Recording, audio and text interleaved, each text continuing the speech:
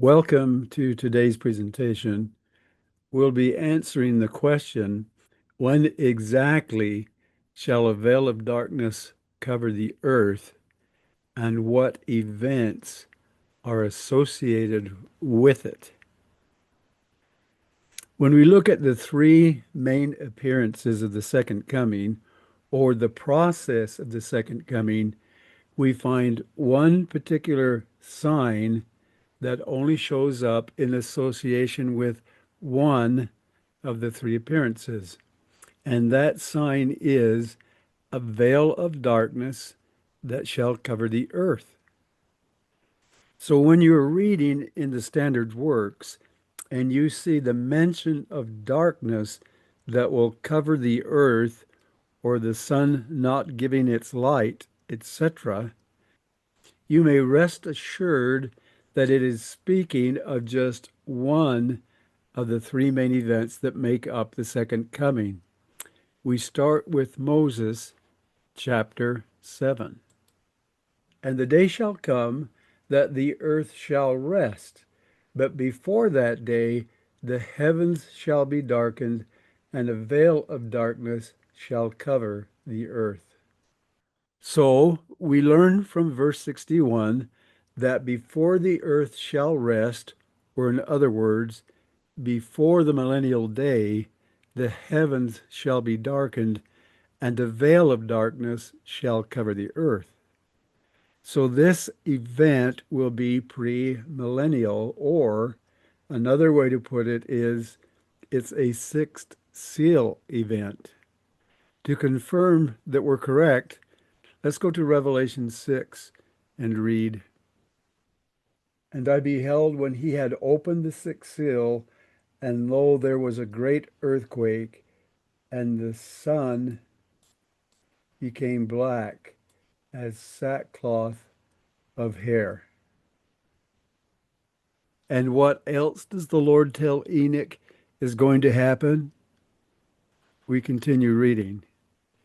And the heavens shall shake, and also the earth, and great tribulations shall be among the children of men.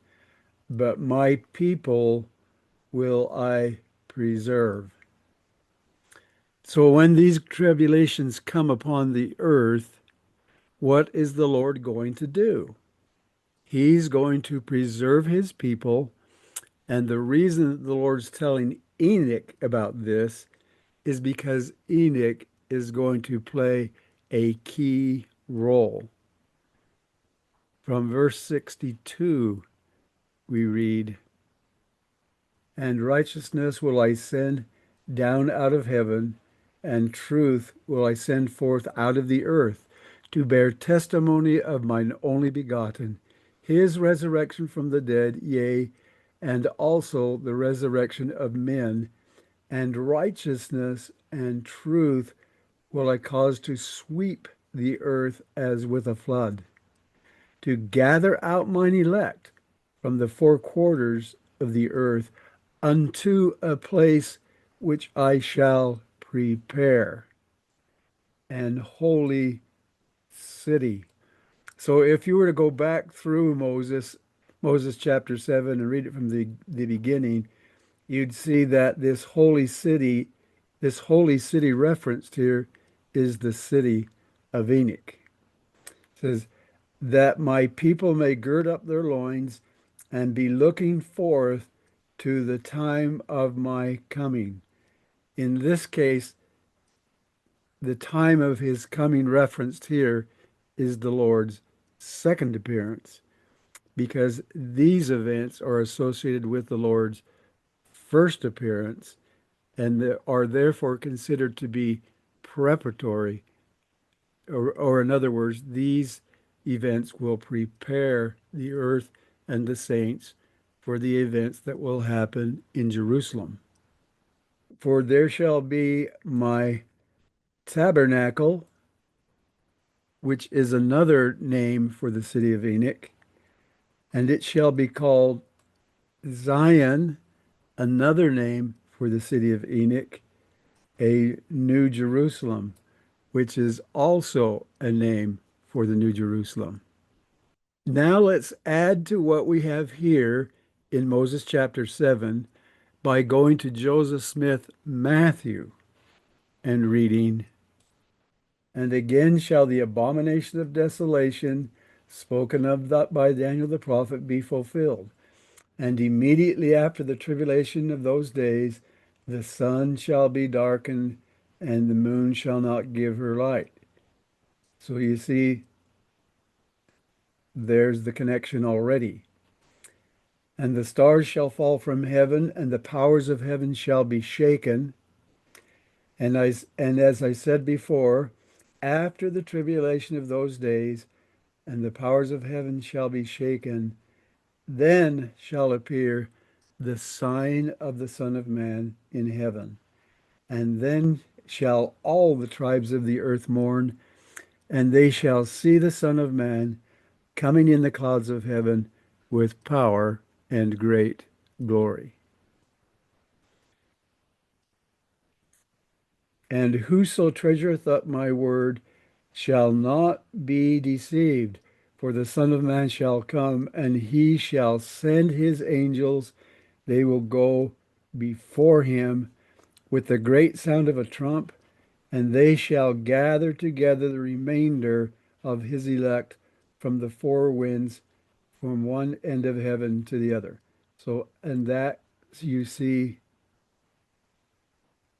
connects there with what we read in Moses. So when we add Joseph Smith Matthew to the equation, we find out that the first event in this sequence will be the abomination of desolation spoken of by Daniel the prophet, which we have expounded upon in earlier videos. Next will come darkness, which is confirmed in both of these passages, followed by the sign of the Son of Man, which Joseph Smith said was the city of Enoch. And so we see that these two passages give us an expanded view of the Lord's first appearance. And if you can get your head around all of this, you will begin to see that the meeting at Adam on Diamond is much, much more than a speed bump, which the vast majority of Latter-day Saints have not begun to comprehend. Adam on Diamond is nothing less than the Lord's appearance to the elect of the church, who will be gathered via angels from the four quarters of the earth. Of this great assembly, Elder McConkie said, "The Father called all spirits before him at the creation of man and organized them. This was the grand council in heaven of which we so often speak. He, Adam, is the head and was told to multiply. He under Christ was at the head in pre-existence, and he under Christ is the head so far as all things pertaining to this earth are concerned. The keys were first given to him, and by him to others. He will have to give an account of his stewardship, and they to him. And as all the spirits of men attended the grand council in the pre-existence, so all the righteous shall attend a like council at Adam on the Amen before the winding up scenes. Those who speculate that the meeting at Adam on Diamond may have already taken place are blind to the reality of what this great assembly is all about, as well as who shall be in attendance. We now move on to section 133 for yet more confirmation on this same topic. We read,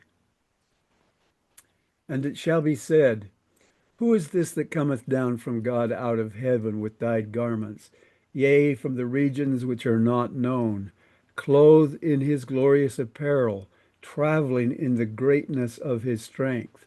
And he shall say, I am he who spake in righteousness, mighty to save. And the Lord shall be red in his apparel, and his garments like him that treadeth in the wine vat. And so great shall be the glory of his presence that the sun shall hide its face in shame, and the moon shall withhold its light. So you see, there's the same connection back to Moses chapter 7. And the stars shall be hurled from their places, and his voice shall be heard. I have trodden the winepress alone. I have brought judgment upon all people, and none were with me. I have trampled them in my fury, and did tread upon them in mine anger. And their blood have I sprinkled upon my garments, and stained all my remnant. For this was the day of vengeance which was in my heart. In verse 54 and 55, we read about who will be in the presence of the Lamb when he comes. We read, and Enoch, big surprise, huh? Also, and they who were with him, the prophets who were before him, which means it goes back to Adam, and Noah also, and they who were before him, and Moses also, and they who were before him. And from Moses to Elijah, and from Elijah to John, which is John the Baptist, who were with Christ in his resurrection, and the holy apostles with Abraham, Isaac, and Jacob shall be in the presence of the Lamb.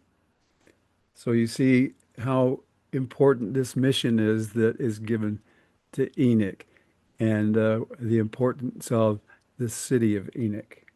Verse 56 declares that there will be a resurrection at this time and confirms that this passage is speaking of events to unfold when the New Jerusalem descends here in America. We read, and the graves of the saints shall be opened, and they shall come forth on the right hand of the Lamb when he shall stand upon Mount Zion and upon the holy city, the new Jerusalem. And returning to Moses in verse 63, we read, and the Lord said unto Enoch, then shalt thou and all thy city meet them there, and we will receive them into our bosom, and they shall see us, and we shall fall upon their necks, and they shall fall upon our necks, and we shall kiss each other. We conclude today's presentation by reminding all that when reading the scriptures, the sign of darkness is a key that will let you know that you are reading about the Lord's first appearance, and that the surrounding verses reveal great truths and insights into the Lord's coming. This concludes today's presentation. Please feel free to comment and ask questions, and we will do our best to respond. Catch you in the next video.